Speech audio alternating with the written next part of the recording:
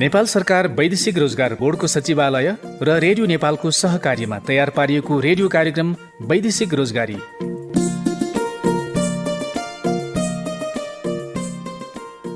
नमस्कार। वैदेशिक रोजगारी कार्यक्रम रेडियो नेपालबाट प्रत्येक बिहीबार बिहान 7 बजेको समाचारपछि 20 मिनटका लागि प्रस्तुत हुन्छ। व्यावसायिक सिपयुक्त, सुरक्षित, मर्यादित एवं व्यवस्थित वैदेशिक रोजगारी आजको आवश्यकता हो। यसका लागि आधिकारिक सूचना सुनाउन र श्रम तथा वैदेशिक रोजगारी क्षेत्रका गतिविधिबारे जानकारी प्रदान गर्न यो कार्यक्रम तयार पारिएको हो। साथै स्वदेशमै रोजगारी सृजना गर्न चाहेमा विज्ञ अनुभवी व्यक्तिका सल्लाह सुझाव समेत यसै कार्यक्रम मार्फत पनि थाहा पाउन सक्नुहुनेछ। वैदेशिक रोजगारी कार्यक्रम रेडियो नेपालको प्रादेशिक प्रसारण केन्द्र बर्दिवासबाट आइतबार बेलुकी 5:30 बजे मैथिली भाषामा समेत सुन्न सक्नुहुनेछ। आजको कार्यक्रममा समावेश हुने मुख्य सामग्रीहरू: वैदेशिक रोजगार बोर्डको सचिवालय तथा यस क्षेत्रका साप्ताहिक गतिविधि र समाचारहरू, कर्मचारीमा कोरोना संक्रमण देखिएपछि बन्द भएको बोर्ड सचिवालयले प्रदान गर्ने सेवा अब कसरी लिन सकिन्छ त भन्ने सम्बन्धमा सचिवालयका कार्यकारी निर्देशक राजन प्रसाद श्रेष्ठसँगको कुराकानी, श्रम रोजगार तथा सामाजिक सुरक्षा मन्त्रालय र मातहतका निकायहरू मार्फत हप्ताभरि सम्पन्न भएका मुख्य क्रियाकलापहरूको प्रगति विवरण, रोजगार विशेष एक रिपोर्ट, साथमा वैदेशिक रोजगार बोर्डले जारी गरेका केही जान्नै पर्ने सूचना र सन्देशहरू। वैदेशिक रोजगार बोर्ड सचिवालयबाट प्रदान गरिने आर्थिक सहायता अर्को सूचना नभएसम्मको लागि बन्द गरिएको सूचना। यस सचिवालयमा कार्यरत कर्मचारीलाई कोभिड-19 संक्रमण भएको हुँदा सेवाग्राही तथा सेवा प्रदायकको स्वास्थ्य सुरक्षालाई दृष्टिगत गरी अर्को सूचना नभएसम्म सचिवालयबाट प्रदान गरिने आर्थिक सहायता सम्बन्धी सम्पूर्ण सेवा बन्द गरिएको बेहोरा सम्बन्धित सबैलाई जानकारीको लागि अनुरोध छ। सचिवालयबाट प्राप्त हुने आर्थिक सहायताका लागि सम्बन्धित व्यक्तिले आवश्यक कागजात सहित स्थानीय तहमा निवेदन दिई स्थानीय तहले कागजातहरू रुजु गरी आधिकारिक इमेलबाट बोर्ड सचिवालयको इमेल info@fepb.gov.np मा प्राप्त भएमा सचिवालयले कागजातहरू रुजु गरी सम्बन्धित व्यक्तिको बैंक खातामा आर्थिक सहायता बापतको रकम पठाउने बेहोरा समेत सम्बन्धित सबैको लागि जानकारी गराइन्छ। सचिवालयबाट अत्यावश्यक सेवा अन्तर्गत गरिने सब ढुवानीको कार्य सुचारू रहेको छ। यसका लागि मोबाइल नम्बर 98 41 75 54 51 र 98 512 26 419 मा सम्पर्क गर्न हुन अनुरोध छ। थप जानकारीका लागि श्रम कल सेन्टरको 1141 नम्बरमा सम्पर्क गर्न सकिनेछ। सबैभन्दा पहिले श्रम तथा वैदेशिक रोजगारीको क्षेत्रमा भएका साप्ताहिक गतिविधि सम्झना गौतमबाट। सरकारले आम जनताको हितका लागि उपलब्ध गराएका विभिन्न प्रकारका सामाजिक सुरक्षाका कार्यक्रमलाई राष्ट्रिय सामाजिक सुरक्षा संरचना 2076 तयार पारेर एकीकृत रूपमा सञ्चालन गर्न लागेको छ। सरकारद्वारा कोभिड-19 का कारणले नेपालको वैदेशिक रोजगारीमा परेको प्रत्यक्ष असरबाट मुलुकको अर्थतन्त्रमा परेको असर र प्रभाव सम्बन्धी अध्ययन गर्न गठित एकीकृत राष्ट्रिय सामाजिक सुरक्षा संरचना तर्जुमा समितिले करिब 15 महिनाको समय लगाएर एकीकृत राष्ट्रिय सामाजिक सुरक्षा संरचना तयार पारेको हो। हाल देशमा तीनै तहबाट उपलब्ध गराएका 90 भन्दा धेरै प्रकारका सामाजिक सुरक्षाका कार्यक्रमहरू सञ्चालनमा रहेका छन्। सरकारले राष्ट्रिय बजेटको करिब 12% रकम वर्षेनी सामाजिक सुरक्षाका क्षेत्रमा खर्च गर्ने गरेको छ। कर्मचारीमा कोरोना संक्रमण देखिएसँगै वैदेशिक रोजगार कार्यालय काठमाडौँबाट बन्द गरेको श्रम स्वीकृति गत सोमबारदेखि पुनः सुरु भएको छ। प्रवेश आज्ञाको अवधि सकिन लागेका तथा तत्काल गन्तव्य मुलुकमा पुग्न नसकी बेरोजगारी गुम्ने जोखिम भएका सेवाग्राहीको समस्यालाई ध्यानमा राखी सावधानीपूर्वक सीमित सेवा प्रदान गर्न लागि विभागले जनाएको छ। वैदेशिक रोजगारबाट फर्किएका कामदारको आप्रवासी पुनर्एकीकरण कार्यक्रमको कार्यविधि अन्तिम चरणमा पुगेको वैदेशिक रोजगार बोर्ड सचिवालयका कार्यकारी निर्देशक राजन श्रेष्ठले जानकारी दिनुभयो। हाम्रो सम्मान परियोजनाको सहयोगमा वैदेशिक रोजगार पत्रकार समाजले आयोजना गरेको आप्रवासी कामदार पुनर्एकीकरण योजना र कार्यक्रम विषयक छलफलमा कार्यकारी निर्देशक श्रेष्ठले उक्त कुरा बताउनु भएको हो। गत असोज 5 गतेको बोर्डको बैठकले पुनर्एकीकरणको कार्यविधि तयार पारेको जानकारी दिनुहुँदै श्रेष्ठले श्रम रोजगार तथा सामाजिक सुरक्षा मन्त्रालयले नीतिगत सहमति प्रदान गरेपछि कार्यान्वयनमा ल्याउने जानकारी दिनुभयो। उहाँका अनुसार असोज महिनाभित्र कार्यविधि स्वीकृत भएर आउनेछ। अहिले सुन्नुभयो वैदेशिक रोजगारीका केही महत्त्वपूर्ण गतिविधि। अब अर्को महत्त्वपूर्ण जानकारी राखौं। वैदेशिक रोजगार बोर्ड सचिवालयबाट प्रदान गरिने आर्थिक सहायता अर्को सूचना नभएसम्मका लागि बन्द गरिएको छ। बोर्ड सचिवालयमा कार्यरत कर्मचारीलाई कोरोना संक्रमण भएको हुँदा सेवाग्राही तथा सेवा प्रदायकको स्वास्थ्य सुरक्षालाई दृष्टिगत गरी केही दिनका लागि सचिवालयबाट प्रदान गरिने आर्थिक सहायता सम्बन्धी सम्पूर्ण सेवा बन्द गरिएको सचिवालयका कार्यकारी निर्देशक राजन प्रसाद श्रेष्ठले बताउनु भएको छ। अहिले चाहिँ हाम्रो बोर्ड सचिवालयका केही साथीहरू चाहिँ यो कोरोनाबाट संक्रमित हुनुभएको छ।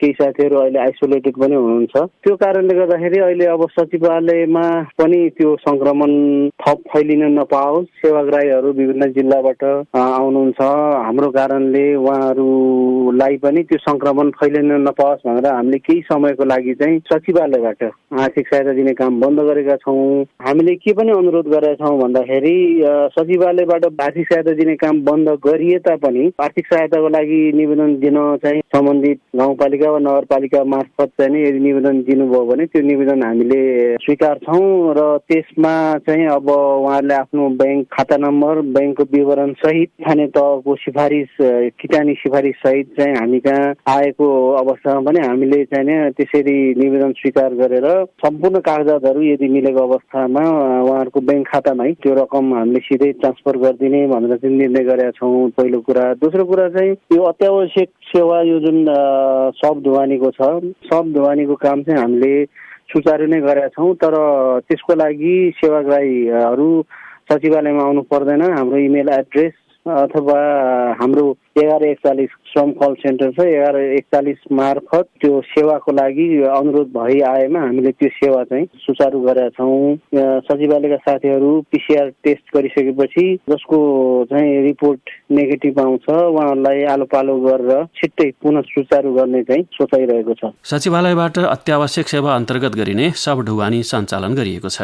वैदेशिक रोजगार नियमावली 2064 को 5औं संशोधनको व्यवस्था बमोजिम आवश्यक कागजात पुर्याई निवेदन दिएका सेवाग्राहीले स्थानीय तहबाटै सेवा पाउने पनि उहाँले बताउनु भएको छ। खास गरिकन विभिन्न जिल्लाबाट आउनुपर्ने अवस्था छ। उहाँहरूलाई चाहिँ नै म सचिवालयमा केही समयको लागि नआइदिनु हुन अनुरोध गर्दछु। अहिलेलाई अब उहाँहरूले चाहिँ तत्काल निवेदन दर्ता गरिहाल्नुपर्ने अवस्था छ भने पनि हामीले माग गरेका कागजपत्रहरूको प्रतिलिपिहरू राखेर आफ्नो नजिकको चाहिँ नगरपालिका वा गाउँपालिका त्यहाँमा गएर निवेदन दर्ता गर्नुभयो भने वैदेशिक रोजगार नियमावली 2064 को 5औं संशोधनले भनेअनुसार प्रत्येक पालिकाले चाहिँ त्यसरी आएका निवेदनहरू दर्ता गर्नुपर्ने र दर्ता गरेको 7 दिनभित्रमा ती निवेदनहरू सचिवालयमा पठाउनु पर्ने भन्ने व्यवस्था छ। सोही बमोजिम सबै कागजातहरू पुगेको सहित निवेदन प्राप्त भएमा हामीले सम्बन्धित पीडित अथवा नजिकको हकदारको बैंक खातामै पैसा राखिदिनु पर्ने, आर्थिक सहायता नियम बमोजिमको चाहिँ रकम राखिदिनु पर्ने त्यो व्यवस्था छ। सम्बन्धित सरकारवालाहरू अथवा जो निवेदन दिन खोजिराख्नु भएको छ उहाँहरूलाई हाललाई स्थानीय तहमै गएर निवेदन दर्ता गर्न हुन म हार्दिक अनुरोध गर्दछु। अहिले अलिकति चाहिँ जुन सेवाग्राहीहरूलाई चाहिँ अप्ठ्यारो परिस्थिति सिर्जना भएको छ त्यसप्रति म चाहिँ दुखी पनि छु। यद्यपि हरसम्भव छिट्टै सेवामा सचिवालय उपस्थित हुनेछ भन्ने जानकारी पनि गराउन चाहन्छु। बोर्डले प्रदान गर्ने सेवा र प्रक्रिया सम्बन्धमा बुझ्न परेमा बोर्डको आधिकारिक वेबसाइट www.fepb.gov.np मा हेर्न सकिन्छ। तत्काल कुनै जानकारी लिन श्रम कल सेन्टरको 1141 मा निशुल्क फोन गर्दा पनि सुनवाई हुने समेत उहाँले जानकारी गराउनु भएको छ। श्रमिक दाजुभाइ दिदीबहिनीहरूको उद्धारकै कुरा होस्, ती कुराहरू बारेमा बुझ्नु वा निवेदन दिनु पर्यो भने हाम्रो श्रम कल सेन्टरको 1141 मा फोन गर्नुभयो भने यो निशुल्क हो। ती निवेदनहरू, ती गुनासाहरू सबै त्यहाँ टिपिन्छन् र कल सेन्टर मार्फत हामी कहाँ आउँछ। भौतिक हिसाबले पीडितहरू खुद सचिवालयमै नआएसम्म सेवा पाइन्न भन्ने होइन। अहिले विभिन्न सञ्चार माध्यमहरू मार्फत पनि हामी एक आपसमा जोडेर ती सेवाहरू दिन सकिन्छ। यसको लागि चाहिँ म सबैलाई अनुरोध गर्न चाहन्छु।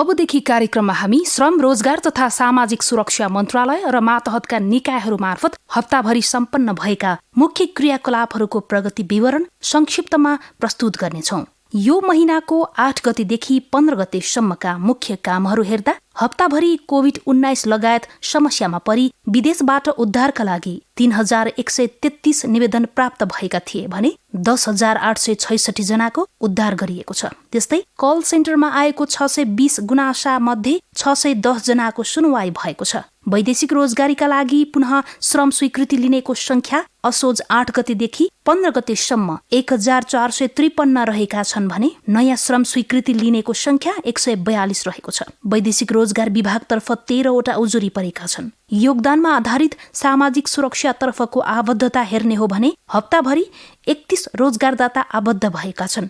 श्रमिक संख्या भने 534 रहेका छन्। हप्ताभरिमा वैदेशिक रोजगारीको क्रममा मृत्यु भएका 6 जना कामदारको शव व्यवस्थापन गरिएको छ। मन्त्रालय र मातहतका निकायहरू मार्फत हप्ताभरि सम्पन्न भएका मुख्य क्रियाकलापहरू तपाईले मन्त्रालयको वेबसाइटबाट पनि हेर्न सक्नुहुनेछ।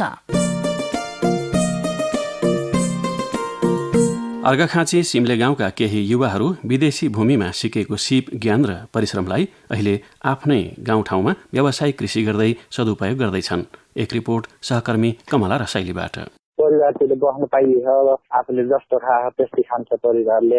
दुख बिमार भएपछि यहाँ आफू घरै गइन्छ, पैसा कमाउनेको जताएन, पसिना नगराइ चाहिँ छैन के विदेशमा गएर पैसा जोगाउने है। अर्घाखाँची जिल्लाको पाडेनी गाउँपालिका एक सिमले गाउँका रमेश परियारले भने जस्तै परिवारबाट कोसौं टाढा विदेशी भूमिमा बसेर पसिना बगाउनुको तुलनामा आफ्नै परिवारसँग रमाउँदै आफ्नै गाउँमा मेहनत गर्नुको मजा बेग्लै हुन्छ।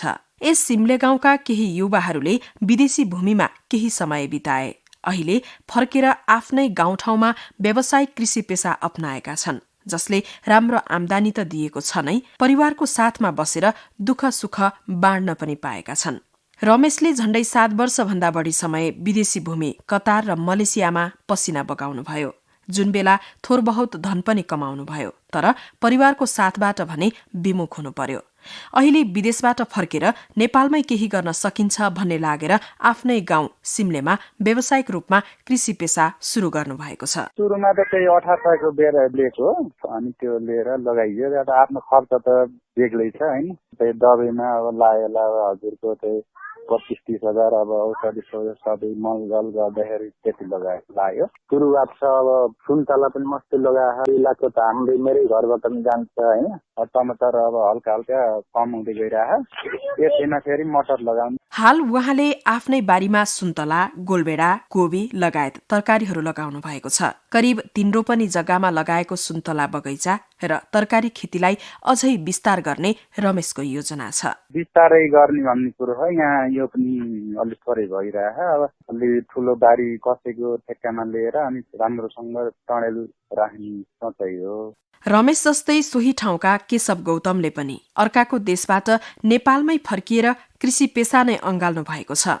उहाँले झण्डै 4 वर्ष छिमेकी मुलुक भारतमा गएर मजदुरी गर्नुभयो। अन्तत त्यहाँ भन्दा आफ्नै ठाउँमा केही गर्न पर्छ भन्ने लागेर गाउँ फर्किनुभयो। अहिले उहाँले आफ्नो बारीमा सुन्तला तथा तरकारी खेती गर्नु भएको छ। हजुर, म पहिलेदेखि नै कृषकै हो हजुर। अनि म बिचमा इन्डिया पनि गएँ, अनि इन्डियादेखि त्यति राम्रो भएन।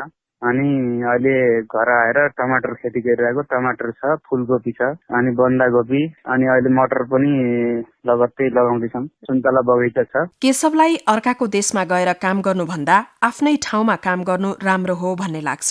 उहाँ भन्नुहुन्छ, आफ्नो देशमा कृषि पेसा गर्न लजाउनेहरू विदेशमा गएर जस्तोसुकै काम गर्न पनि तयार हुन्छन्। सुरुमा उहाँ आफैले पनि खाडी मुलुक जानका लागि भन्दै पासपोर्ट समेत बनाउनु भयो, तर खाडी मुलुकमा सोचे जस्तो नहुने थाहा पाएपछि उहाँले 9 वर्ष अघि बनाएको पासपोर्ट त्यसै थन्क्याउनु भयो। बाहिर अरूको काम गरेर अरूलाई फाइदा हुने हो, आफ्नो काम गरेर आफूलाई फाइदा हुन्छ नि। पछिल्लो समयमा धेरै पढाइहरूको मान्छे छ, त्यो पढाइ अनुसार यहाँ जब मिल्दैन उनीहरूलाई। गाउँमा कृषि गर्न लाज लाग्छ, त्यो भएर मान्छे बाहिर जान्छ। बाहिर गएपछि उनीहरूले सबै काम गर्न तयार हुन्छ। फेरि म पनि बाहिर जाने भनेर विदेशको लागि लगभग 9 वर्ष भयो मैले पासपोर्ट बनाएको, तर म विदेश गएन। धेरै ठाउँमा एप्लाई गरेको, सेलेरी एकदम कम भयो, आफूले चाहे जस्तो भएन। 20-25 हजार, 30 हजार, 35 हजार त घरमै कमाउँछु मैले यही कृषि गरेर। अनि त्यो गरेदेखि जानु मन नलाग्यो मलाई। सिमले गाउँमा उत्पादित तरकारी जिल्ला सदरमुकाम र छिमेकी जिल्ला रूपन्देहीमा खपत हुने गरेको छ, तर उत्पादित तरकारीको भाव भने सोचे जस्तो नपाएको युवाहरूको गुनासो छ। उत्पादित कृषि उपजको मूल्य बिचौलियाले तोक्ने गरेकाले आफ्नो मेहनत अनुसारको मूल्य भने नपाएको कृषि व्यवसायमा संलग्न युवाहरूको गुनासो छ। सरकारले निश्चित मूल्य तोकेर बजारको व्यवस्थापन गरिदिए अझ राम्रो हुने थियो भन्नुहुन्छ केशव गौतम। आफ्नो मूल्य हुँदैन के अब व्यापारीको मूल्य हो। अब आफूले मूल्य तोक्न पाइने भएछ अब आफ्नो मेहनत धेरै उठ्थ्यो होला।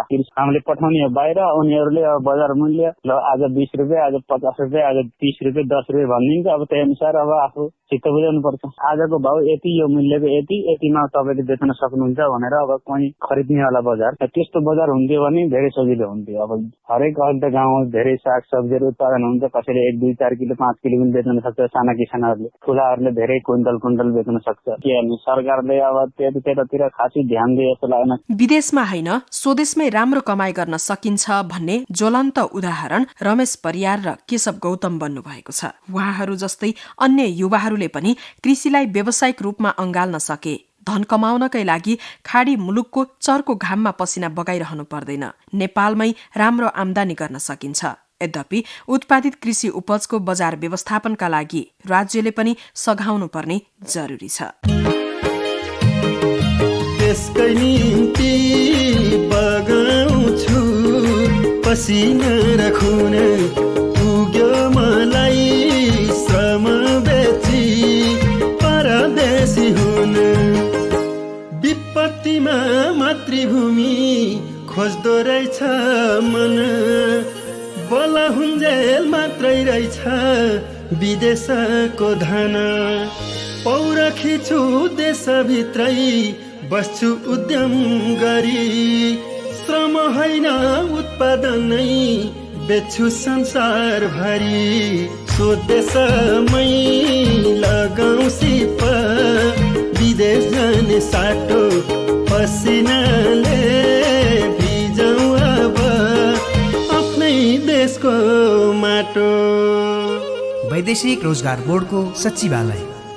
यसपालिको श्रृङ्खला बीट मार्नु अघि हामीसँग सम्पर्क गर्ने माध्यमहरू। इमेल पठाउन चाहनुहुन्छ भने वैदेशिक.radio@gmail.com।